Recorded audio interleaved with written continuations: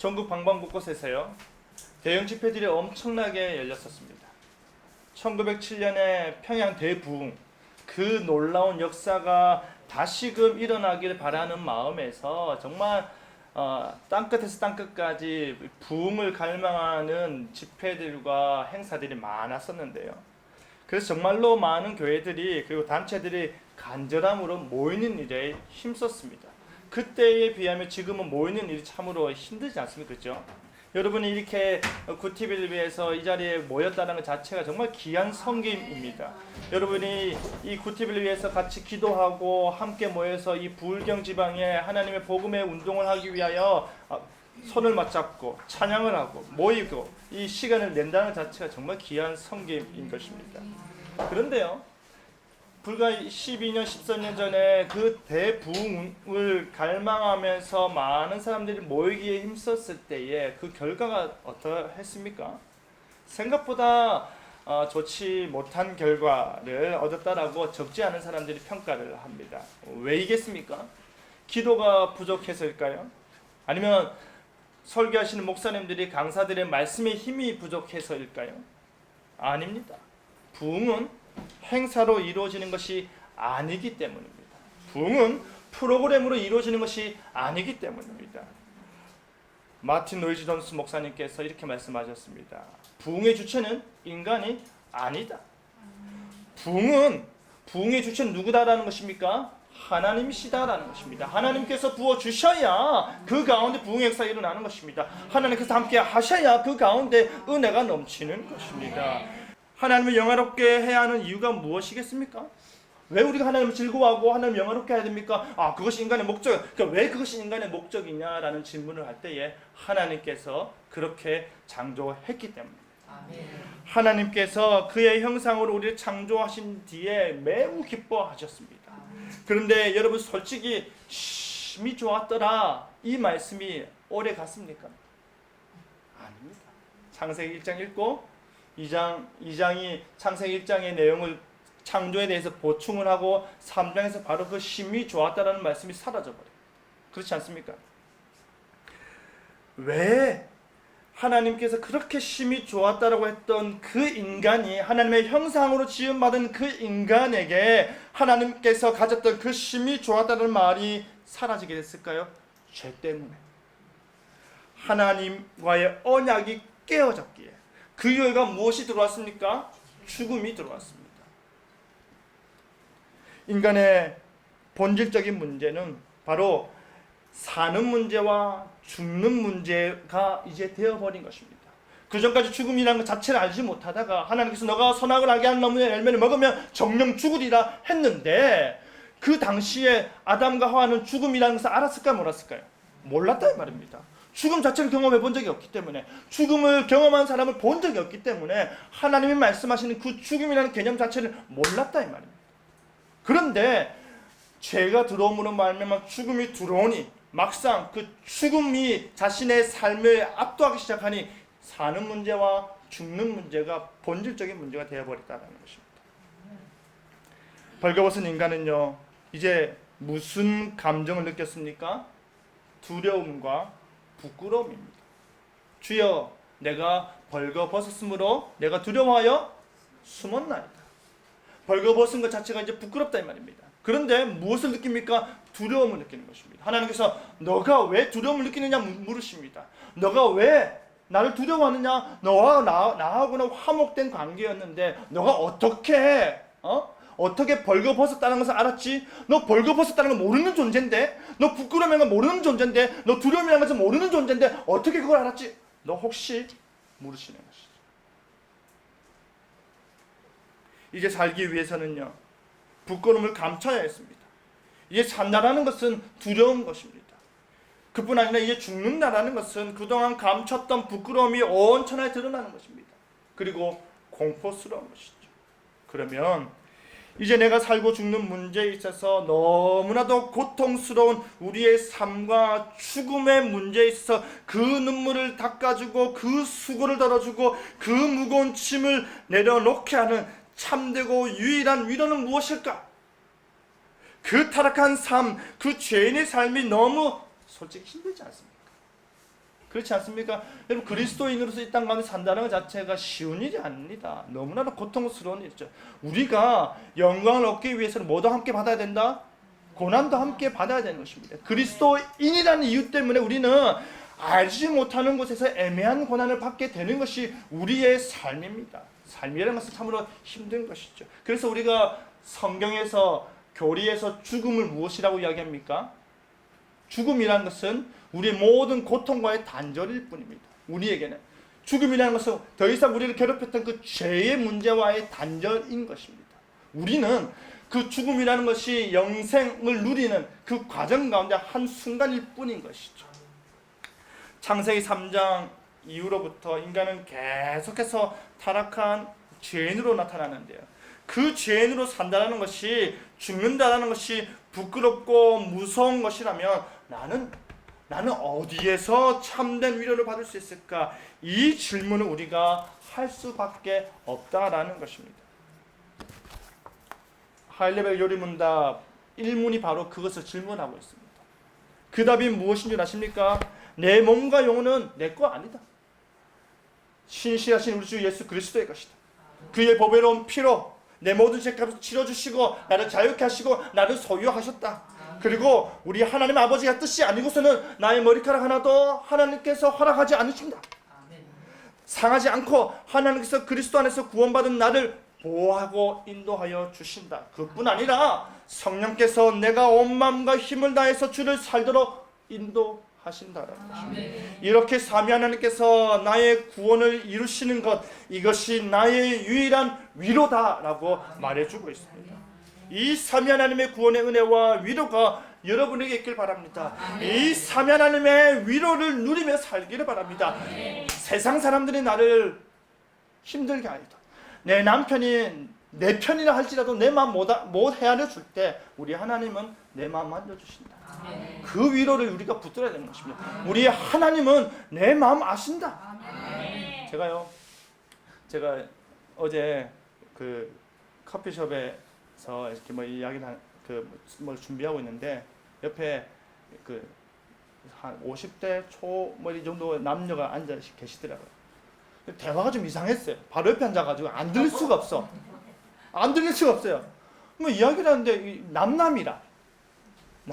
니 폰 진동을 해놔라, 꺼놔라 뭐 하면서 서로 별의별 이야기를 다 하는 거예요. 별의별 이야기. 그러면서 이 여자분이 하는 말이, 내 마음 우리 가족들 아무도 모른다. 왜 그 이야기를 남의 남자한테 하고 있습니까? 왜 그런 얘기를 남의 남자한테? 그래, 알았다. 내가 들어줄게. 뭐 하는 겁니까? 지금 아침에. 자기들 옆에 앉아있는 목사인지도 모르고. 목사인지도 모르고 이 불륜의 현장을 제가 목격하고 있는 겁니다. 그러면서 어쩐지 하는데, 여러분 솔직히 뭐 여러분 가운데 내 편 남편을 이렇게 해놓은 사람이 있는데, 자기가 내 편이가 남도 그렇게 안 한다 하면서 싸우시더라도 내 편이라 생각하시는 분도 계실 텐데 여러분 정말 저도 목회를 하고 있고 기도 생활도 열심히 하는 가운데 있을 때 하나님밖에 없습니다. 솔직히 하나님만이 위로해 주십니다. 그거면 족합니다. 그거면 정말 내 참된 위로는 하나님께 있다라는 그 믿음으로 족한 것입니다. 여러분, 그렇다면 바로 이러한 유일하고 가장 확실한 위로 속에서 우리의 삶이 복되고 나의 죽음이 복되기 위해서 우리가 무엇을 알아야 할까요? 우리는 진정 우리의 삶이 복되기를 바라는데, 그러기 위해서 우리가 알아야 할 것이 무엇이겠습니까? 하이레벨 요리문답에서는 3가지를 말하고 있습니다. 그 첫째가 나의 죄와 비참이 얼마나 심각한지입니다. 그 둘째는 나의 죄와 비참에서 내가 어떻게 구원을 받을 수 있는가입니다. 그 셋째는, 그렇다면 그 죄와 비참의 심각성을 알고 거기로부터 구원받은 내가 그럼 앞으로 어떻게 하나님께 감사하며 살 수 있을까를 알아야 된다는 것입니다. 그럼 첫째는요, 나의 죄와 비참이 얼마나 심각한지 우리가 알아야 된다 했는데요. 여러분, 우리는 죄를 무엇을 통해 알게 됩니까? 성경, 율법을 통해서 우리가 죄를 알게 됩니다.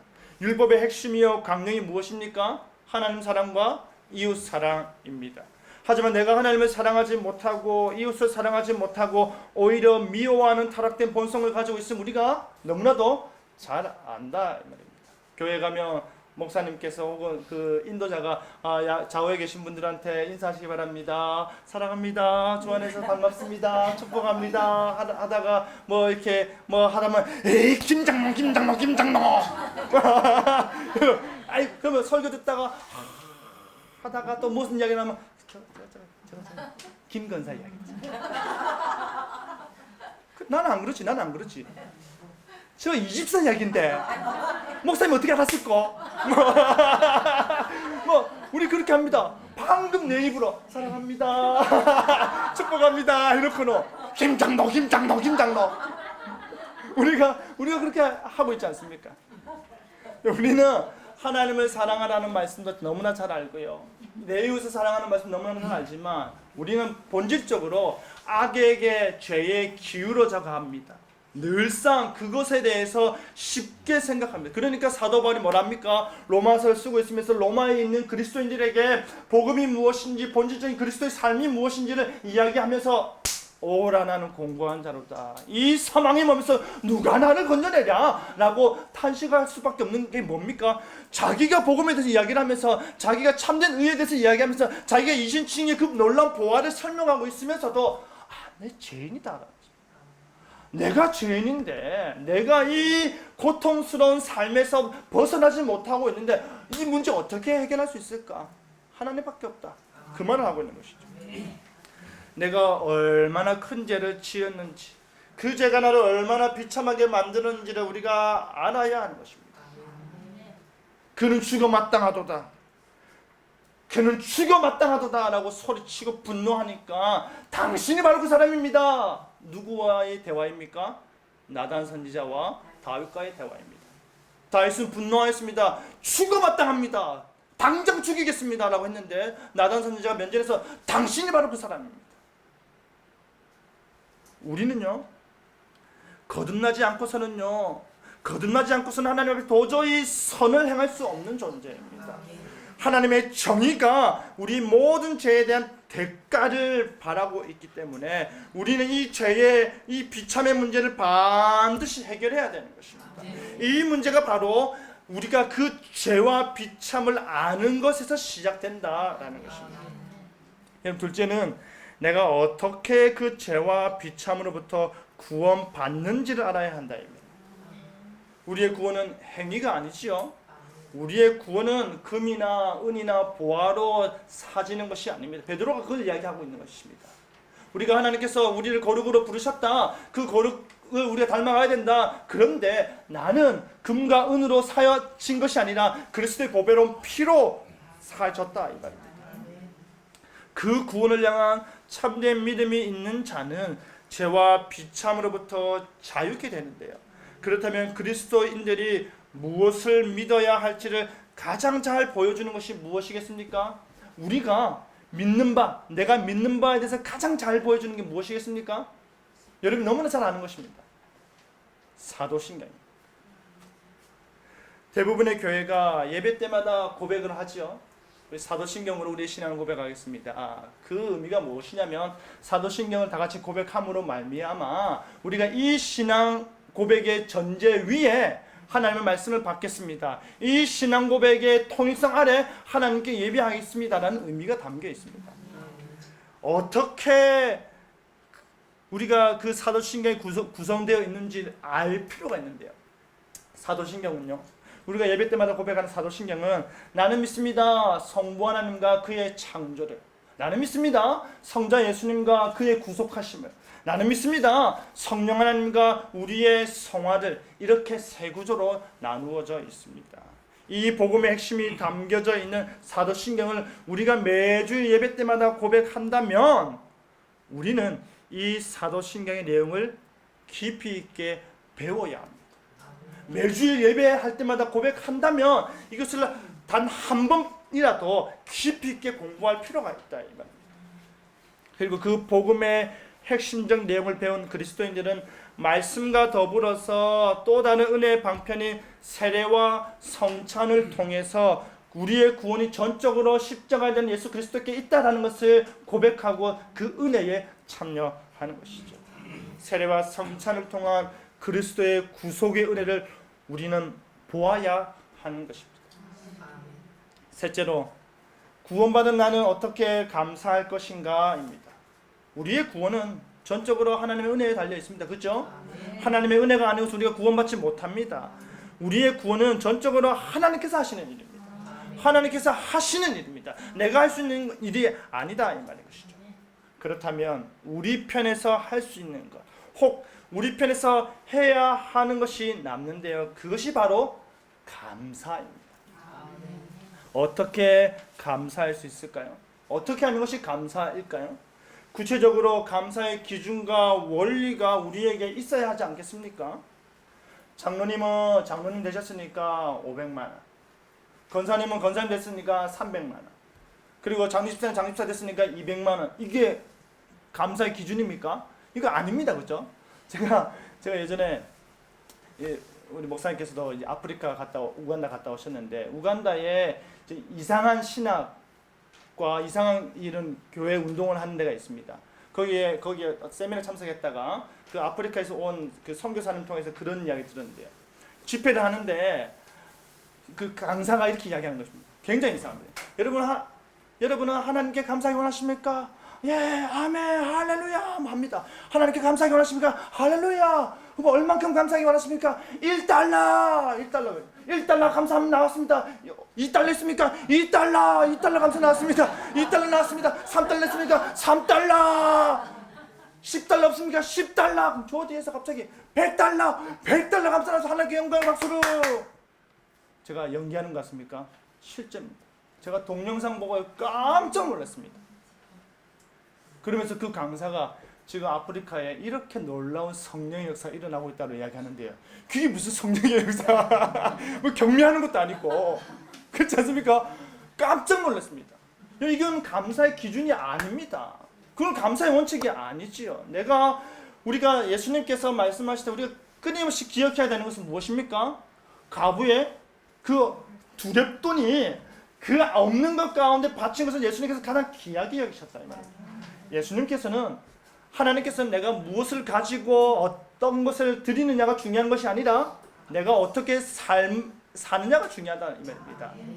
로마서 12장 1절의 말씀도 바로 그거 아닙니까? 너희가 어떻게 살아야 될 것이냐, 너희 거룩한 몸을 하나님 기뻐하는 거룩한 산 예배, 산 제사로 드리라.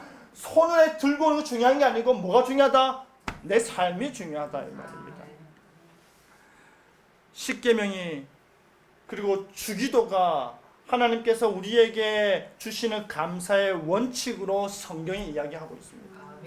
성경 우리에게 어디에 근거하여 감사의 삶을 실천하라고 말하고 있냐면 십계명과 주기도입니다. 여러분, 근데 왜 십계명이 감사의 원리일까요? 율법은 죄를 알게 해주는 수단과 동시에 율법을 우리가 지킴으로써 하나님께 감사를 표할 수 있는 도구가 되기 때문입니다. 내가 하나님의 말씀을 지킴으로 말미암아 하나님, 내가 그리스도인입니다, 하나님을 믿는 자입니다 라고 드러낼 수 있는, 그것으로 감사를 표할 수 있는 증거가 된다, 이 말입니다. 여러분, 하나님께서 구원받은 우리가 새롭게 변화된 자로서 선을 행하기 원하시는데요. 참된 선행은 오직 하나님의 율법과 그의 영광을 위하여서 참된 믿음으로 행하는 일이어야 한다는 것입니다. 다른 목적이 아니라 내가 그 믿음으로 하나님 때문에 그걸 하는 것입니다. 내가 어떤 반사이익을 얻기 위해서 하는 것이 아니다, 이 말입니다. 그 반사이익, 자기 것을 가지고 내가 교회 내에서 어떠한 것을 하겠다라고 할 때에 어떠한 역사가 일어납니까?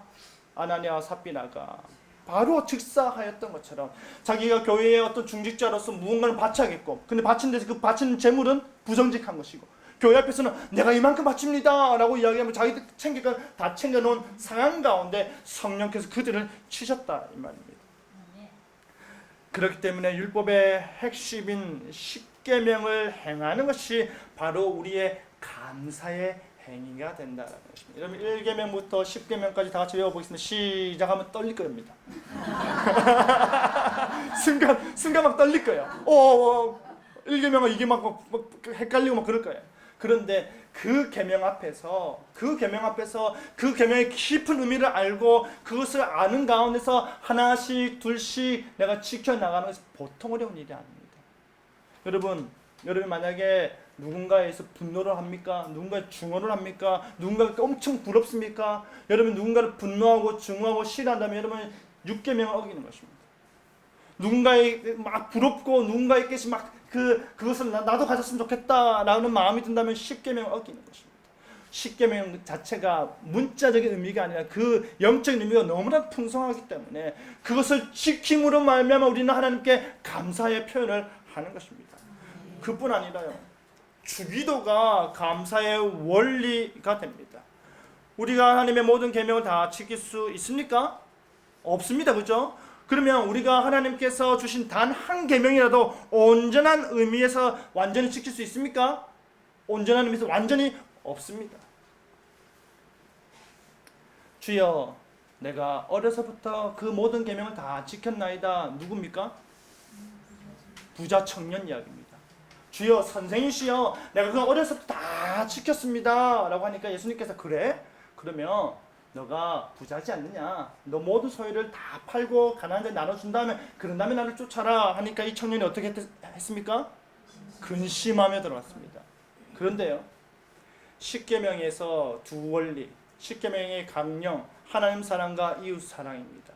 이 부자 청년이 모든 계명을 어려서부터 약 6세, 7세 때부터 지금까지 한 번도 어기지 아니하고 바리새적으로 지켰다 이 말입니다. 그런데 예수님께서 본질을 찌르시는 겁니다. 그러면 그 재산 다 가난한 사람 나눠주고 나를 쫓아라. 이웃 사랑을 진짜로 실천해 봐라 이 말입니다.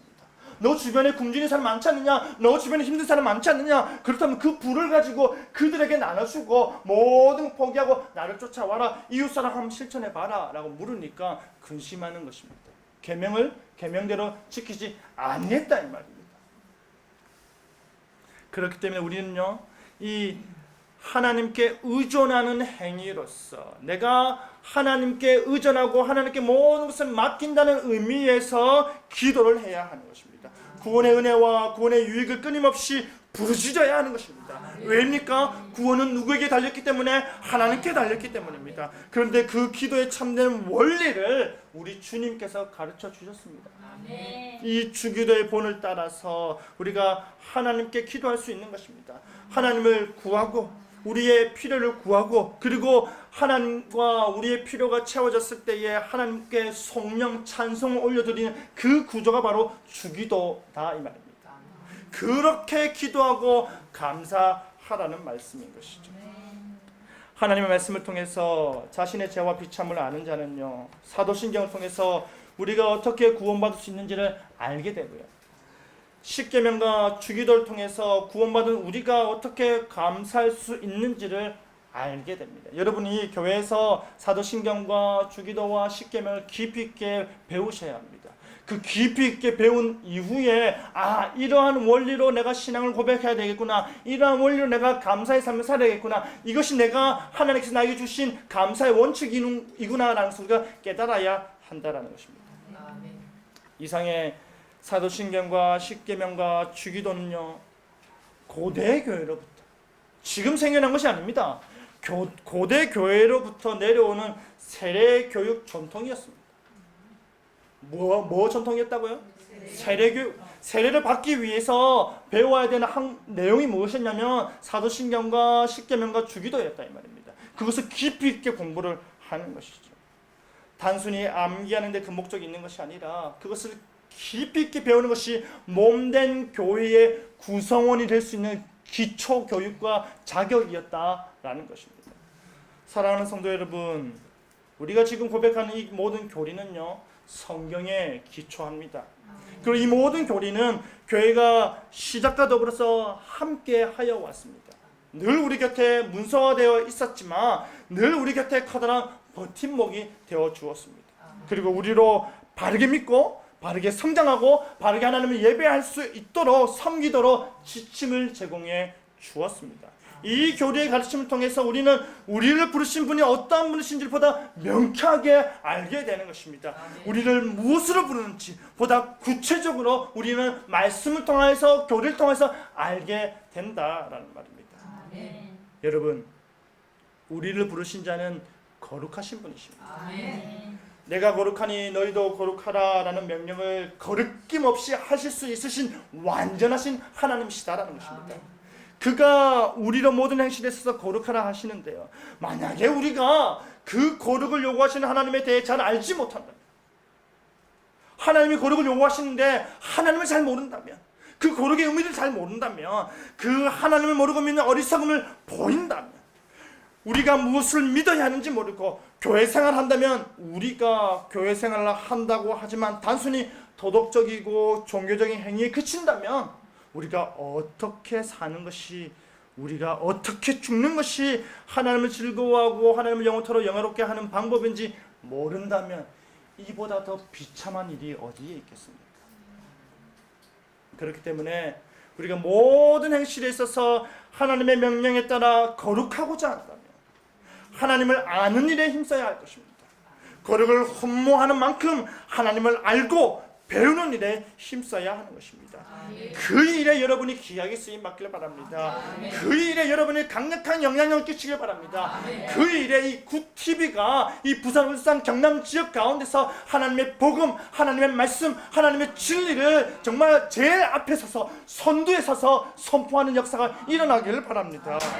모든 그리스도인들에게 하나님의 진리, 그 영화로운 그 말씀이 당당하게 거리낌 없이 선포되고 그들을 거룩의 자리로 초대하는 그 일에 여러분이 쓰임받기를 간절히 바랍니다. 아멘. 기도하겠습니다.